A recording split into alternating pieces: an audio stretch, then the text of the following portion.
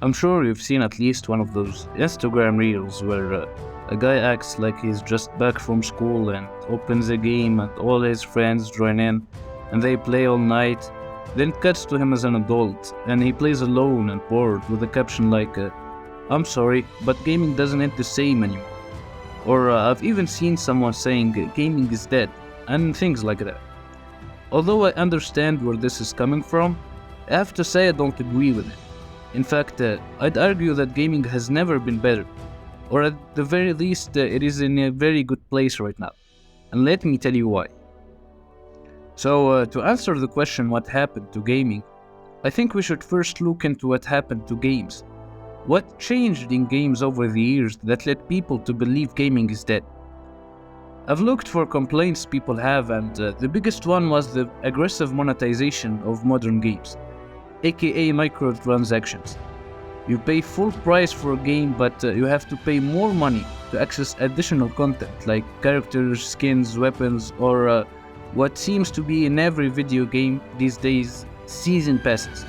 And in short, there's nothing anyone could do about that. The whole world is becoming about money. It's not just games. Everything is a business looking to make as much profit as they can. It's a shame really, but that's how it is. And in games, you will always find publishers selling cosmetics or sometimes even competitive advantage to make that extra money. And you will always find people buying anything that makes them look cool or gives them an edge over other players. So it's only normal for you to get destroyed in FIFA by a guy who paid $3,000 for his squad.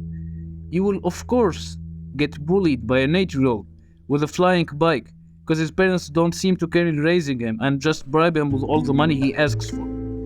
That's how the world works now, and the best way to deal with it is just to accept it if you want to keep playing your game. Or if you've had enough, just move on to other games.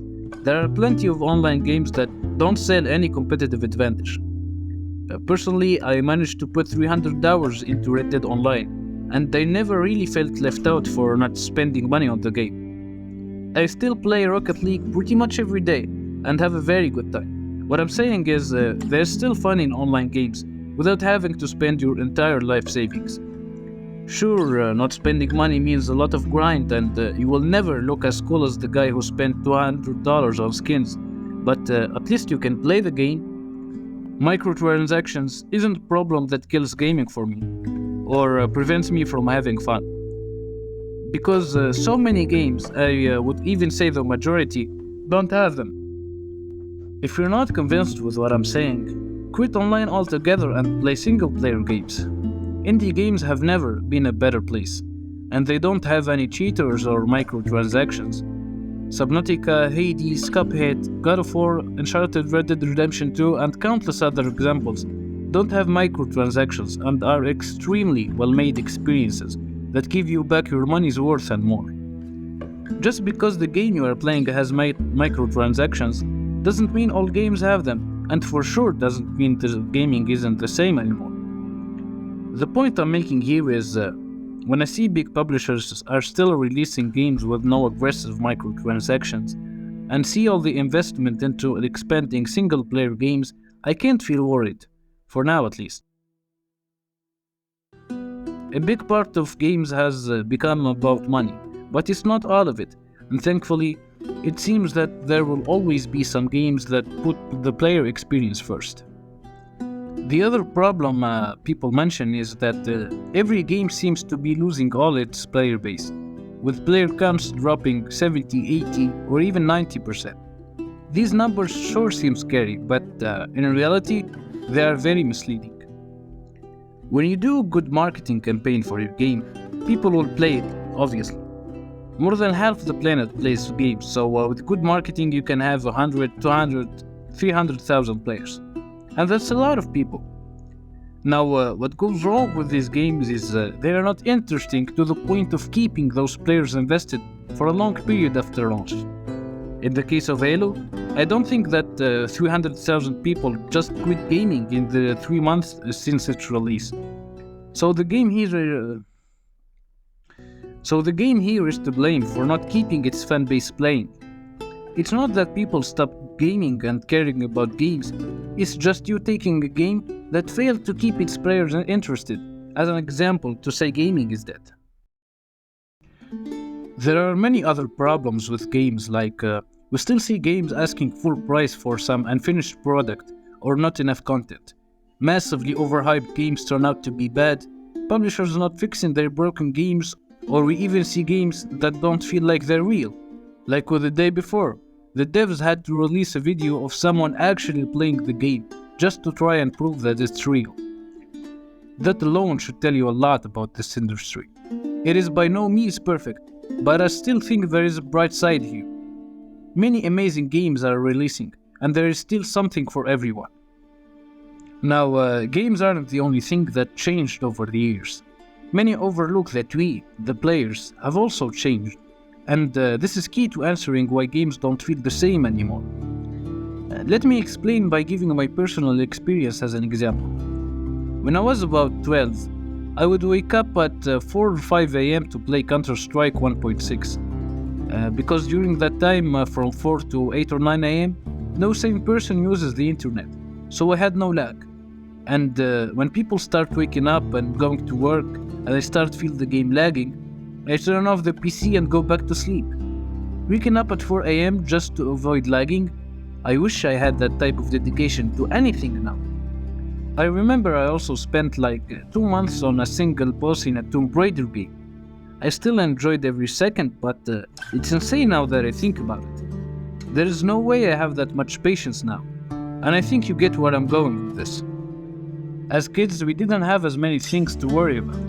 Now, you maybe have university, work, or children, so obviously you won't have as much time or energy for gaming as you did when you were younger.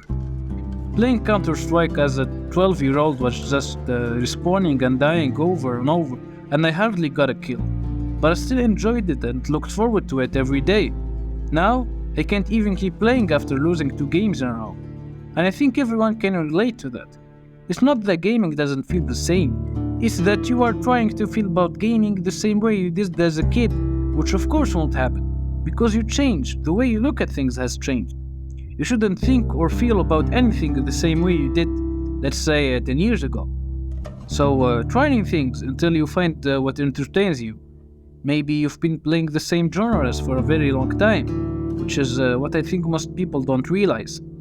Many friends I know have played competitive online games exclusively throughout their lives, and of course you will think gaming is dead after that.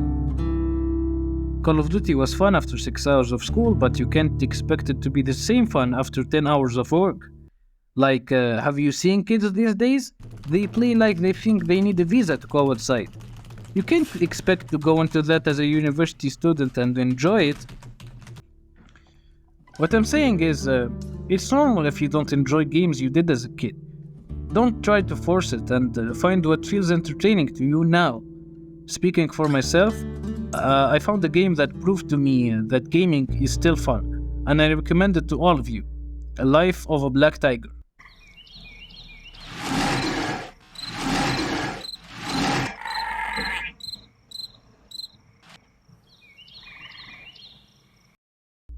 But seriously, try genres you haven't played before or much. Maybe VR games or some indie titles, or maybe try speedrunning or modding your favorite game. Or in general, what I like to call games that you won't need to lean forward while playing. The point here is your taste changes over time, and if you try different things, you will surely find what you enjoy. Now, problems with the gaming industry can take an entire video on its own. But I believe gaming is so big that no matter how bad it gets, you can always find games you enjoy and people to enjoy it. So yeah, this is it. I hope you enjoyed and thank you for watching.